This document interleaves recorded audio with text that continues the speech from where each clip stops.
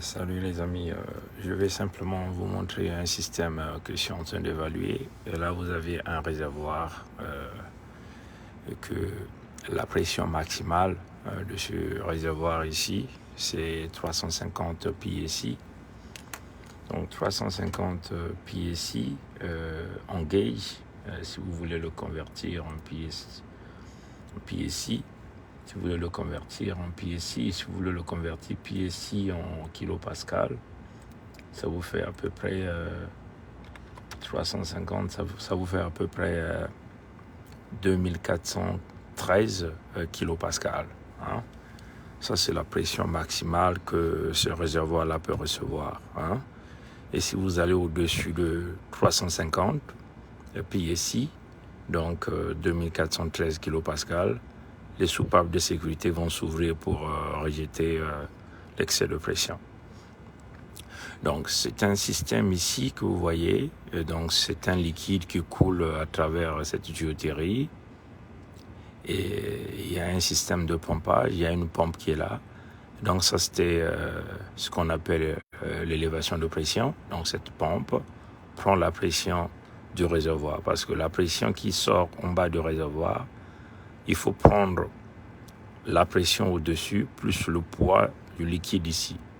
Le liquide que nous avons ici, c'est le liquide gaz carbonique, hein, c'est le dioxyde de carbone, mais en liquide. Comprenez? Donc vous prenez le poids du liquide plus la pression du dessus. La pression du dessus n'est que la pression qui est donnée à travers cet évaporateur que nous appelons pressure builder. Donc c'est cet évaporateur, cette unité qui permet de maintenir la pression du réservoir. Donc ce réservoir est construit par un fabricant avec une pression limite que nous ne devons jamais dépasser cette pression de 2413 kilopascal. Comprenez? Si nous atteignons cette pression, automatiquement les soupapes de sécurité que vous avez ici s'ouvrent pour rejeter l'excès de pression. Comprenez? Donc vous prenez le liquide, la pression au-dessus, donc vous prenez par exemple 350 plus le poids de liquide, ça peut vous donner jusqu'à 370 PSI. Donc 370 PSI, c'est à peu près 2550 kilopascal en bas ici. Comprenez? Donc vous prenez, vous avez donc cette pompe qui est là. La pression ici, ce liquide de gaz carbonique vient ici à 2550 kilopascal. Hein? Et donc la pompe ici va donc élever la pression à une pression maximale de 1200 PSI. 1200 PSI, c'est à peu près 8273 kilopascal. 8273 kilopascal. Donc la pompe aspire à 2400 et quelques kilopascal et ça décharge à 8273 kilopascal. Comprenez? Et puis vous avez une tuyauterie qui est un peu en bas et vous envoyez donc le liquide à une pression de 2274 par exemple kilopascal à l'utilisateur. Hein? Mais il y a des moments où il faut faire une recirculation de la pompe. C'est là où la partie la plus intelligente. Et c'est ce que je suis en train d'évaluer, un travail réalisé par un collègue. Et donc, quand un collègue fait le travail d'engineering, ça passe par nous. Et nous, on fait les évaluations, on fait tous les calculs pour se rassurer que le collègue n'a pas fait une erreur. Vous comprenez? Donc, dans le système de recirculation, vous recirculez donc le liquide du réservoir, ça passe par la pompe et ça repart au réservoir. Mais vous ne pouvez pas recirculer un liquide qui est à la pression limite ici de 350 PSI, donc 2400, 2400 kilopascal. Vous l'envoyez à la pompe qui va l'élever à 8273 kilopascal et l'envoyer au réservoir. Si vous faites ça, ça veut seulement dire quoi? Vous envoyez l'excès de pression ici et parfois, ces soupapes-là n'ont pas la capacité de recevoir assez de pression en un temps court. Donc ça peut exploser le réservoir. Est-ce que vous comprenez? Donc ce qu'il faut faire, il faut faire tout un calcul sur la tuyauterie pour que ça nous permet de pouvoir pousser ce liquide, même si la pompe pouvait l'élever à 8273 kPa, mais que le réservoir ne puisse pas être impacté. Comprenez? Donc c'est l'évaluation que je suis en train de faire. Nous allons donc prendre le liquide ici. Toute cette ligne, c'est la ligne basse pression, qui est ici éventuellement la pression du réservoir, qui est à 2400 kPa. Et la partie la plus intelligente, c'est la force de la pompe, donc la décharge de la pompe qui est à 8273 kPa. Donc mon évaluation pour la recirculation doit commencer à partir de la pompe et tous ses composants jusqu'à... Je dois donc placer une soupape de sécurité ici, qui va être réglée à une pression d'ajustement qui est légèrement inférieure à la pression maximale du réservoir. Donc, étant le designer, ce collègue a choisi 325, ce qui est normal, parce que la pression maximale de ce réservoir, c'est 350. Ça, c'est très bien. Bon, maintenant, ce que je suis en train d'évaluer, toute cette section-là, à partir de là jusqu'à la pompe. Est-ce que vous comprenez? Je constate que ce collègue-là a utilisé un orifice ici, un orifice. Donc, je veux donc évaluer la capacité de l'orifice-là par rapport au débit maximal de la pompe. Parce qu'il faut que cet orifice-là ait la capacité de faire passer la capacité maximale, donc le débit maximal de la pompe à travers l'orifice-là. Et je veux aussi vérifier si ce collègue-là a bien choisi cette soupape de sécurité pour que cette soupape de sécurité puisse être capable de protéger toute la ligne en déchargeant à l'atmosphère la capacité maximale de la pompe, le débit maximal de la pompe. C'est là où ça devient très intéressant. Donc, ce qui est très important, il faut d'abord regarder les tuyauteries de décharge, la capacité, les dimensions, et il faut regarder la pression maximale que ces réservoirs-là, cette tuyauterie-là est capable de supporter. Donc, le choix du matériel. Donc, comme vous voyez que la pompe est à 1500 PSI, donc quasiment PSI, ça veut seulement dire à 8273. Je dois donc sélectionner un matériel qui est capable de supporter une pression supérieure à 8273 kPa. Ça, c'est déjà le bon choix. Donc, le bon choix ici, il faut prendre, par exemple, l'acier en inox, en gardant l'épaisseur, parce que l'épaisseur est fonction de la pression. Ça, c'est d'abord le premier choix. Et après, je vais donc évaluer ici cet orifice-là, en considérant la pression d'entrée à l'orifice, puisque c'est la pression de la décharge de la pompe, qui est à 1200 PSI, donc à 8273 kPa. Et la pression de sortie, c'est la pression du réservoir. Mais là, je vais prendre cette pression-là qui est légèrement inférieure, qui est 325 PSI. 325 PSI, comme j'ai dit, c'est 2240 kPa, comprenez? Donc, je fais donc ces calculs, ce qu'on appelle le débit à travers un flot. C'est comme un débitmètre, quoi, que je réalise donc les calculs. Donc ici, je vais donc tourner, je tourne ici. J'ai donc réalisé des calculatrices dans mon évaluation, les calculatrices. C'est comme vous voyez l'orifice ici, je lui ai donc donné un diamètre de 0,4 pieds, enfin, comment on appelle, pouces, 0,4 pouces.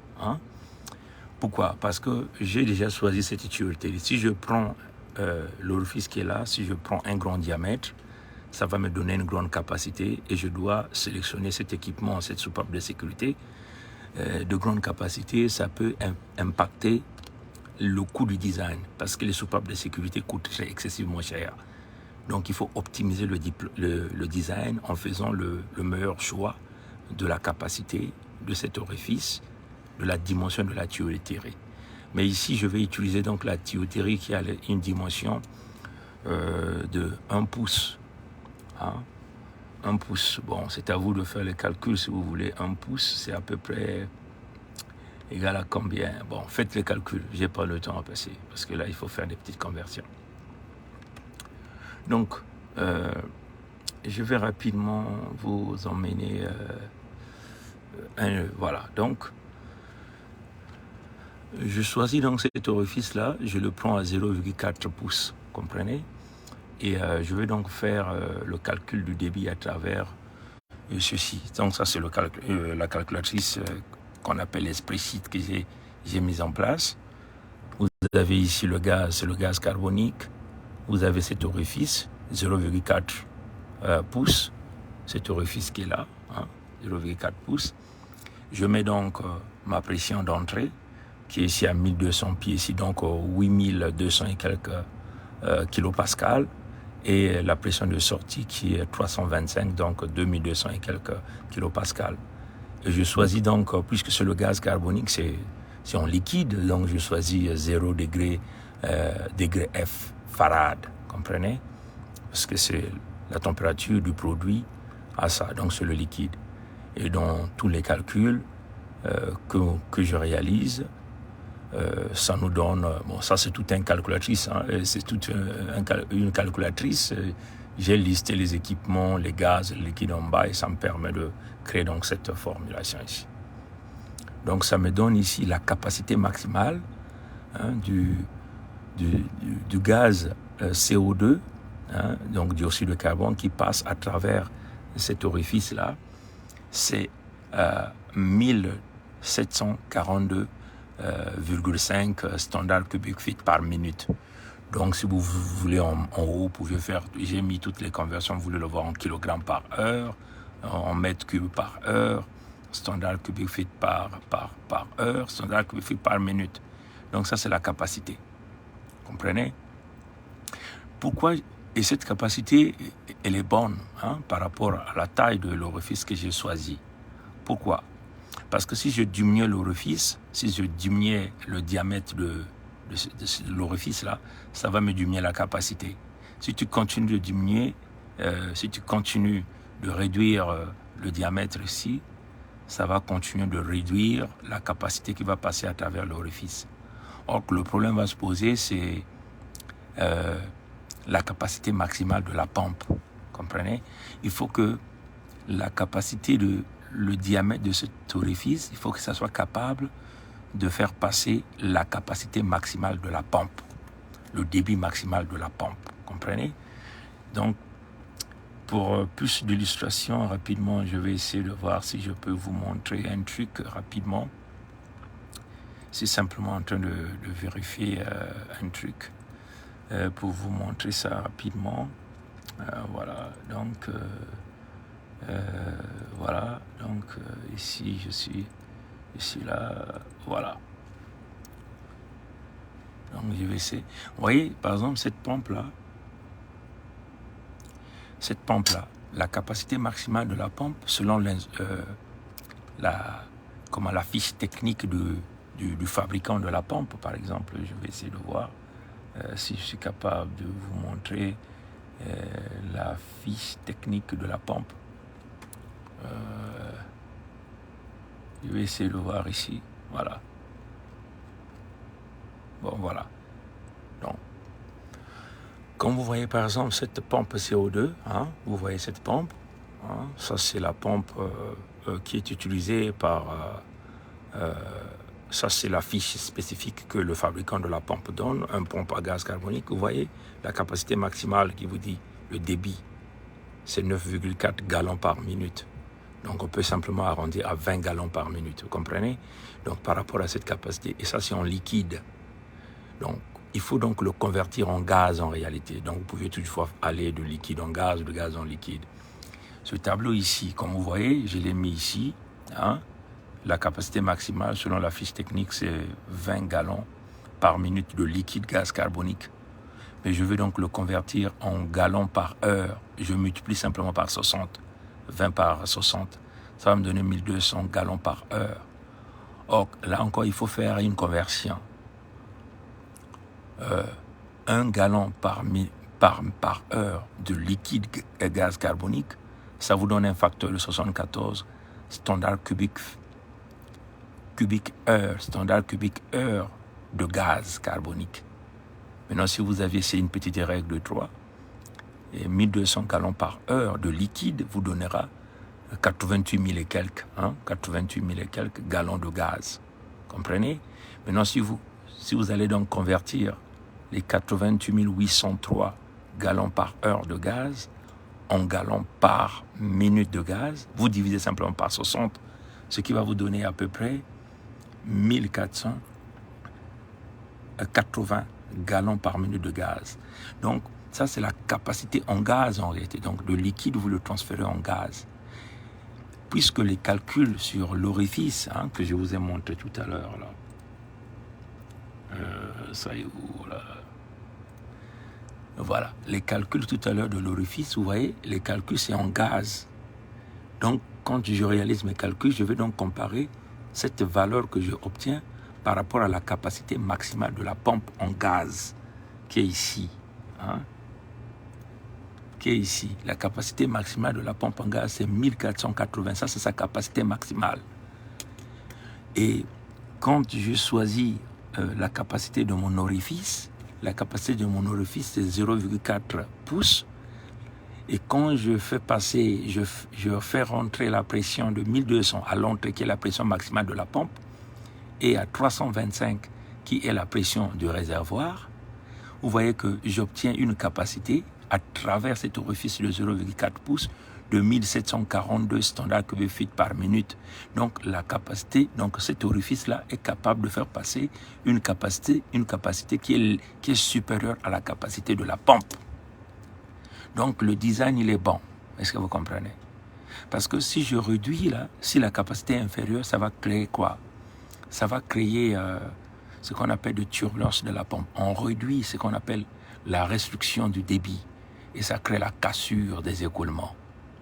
Donc c'est ça que je suis en train d'évaluer. Est-ce que vous comprenez? Maintenant, une fois que je suis sûr de cette capacité, là maintenant, je sais que la capacité maximale que l'orifice là, que je vous ai montré tout à l'heure, l'orifice là, la capacité maximale que cet orifice peut passer, c'est 1742,5 standards cubiques feet par minute. Maintenant, je vais donc calculer la soupape de sécurité, ici là, qui est ajustée à la pression de 325, qui est la pression qui vient au réservoir. Donc je casse en réalité la pression. L'orifice ici casse la pression de 1200 à 325. Maintenant, il faut que ce réservoir et cette soupape de sécurité ajustée à cette pression de 325 PSI, il faut que ça soit être capable de décharger à l'atmosphère la capacité maximale à travers l'orifice. Comprenez? Donc là encore, c'est un calcul que je réalise, ce qu'on appelle calcul pour obtenir la soupape de sécurité. C'est ce que j'ai donc fait ici pour sélectionner la meilleure soupape de sécurité. Comme vous le voyez ici, ça c'est la capacité maximale à travers l'orifice que j'ai mis ici. Et le gaz, c'est le gaz carbonique. Et la pression d'ajustement que j'ai mis ici, c'est 325. Et donc, il me faut donc une soupape de sécurité qui a l'orifice, c'est-à-dire que la surface de l'orifice doit être de 0,4 pouces au carré. Maintenant, je vois donc les safety. Là, c'est les soupapes de sécurité avec leur surface, le diamètre. À travers le diamètre, vous pouvez connaître la surface. Et donc, vous voyez que si vous aviez 0,4, il vous faut donc choisir cette soupape de sécurité ici, qui a une surface de 0,5 pouces au carré. Comprenez? Bon, là encore, vous pouvez utiliser plusieurs modèles. Vous avez par exemple ce modèle ici, ce qu'on appelle Anderson-Greenwood. Ça, c'est des soupapes de sécurité. Donc, vous allez donc aller regarder les capacités des orifices que vous pouvez utiliser pour pouvoir regarder les capacités que cette soupape peut avoir. Et voilà, donc vous faites le choix et vous faites tout ce que vous voulez. Ou encore, vous pouvez encore choisir un autre modèle. Vous voyez, les soupapes, ça vous donne les pressions d'ajustement, les écarts ainsi. Ou encore, vous pouvez choisir un autre, ce qu'on appelle Hero 6. Comme vous voyez, la pression d'ajustement, c'est 325. vous voyez que cette soupape est capable de décharger 2810 standards cubiques feet par minute. Ça veut seulement dire que le calcul est approuvé. Donc, une fois que je finis de faire cette évaluation, je pourrai donc mettre mon cachet d'ingénieur pour dire que le travail a été évalué et convaincu de tout le travail. Et c'est tout. Vous comprenez? Et là, il est encore 17h25. Je suis encore ici. Vous comprenez, hein, chers amis? Bon, les amis, je crois que j'ai presque fini. Et puis, bon, là, je m'apprête à faire ce petit rapport et voilà, et finir la journée. Tono Nangula Moti, Abu Pia.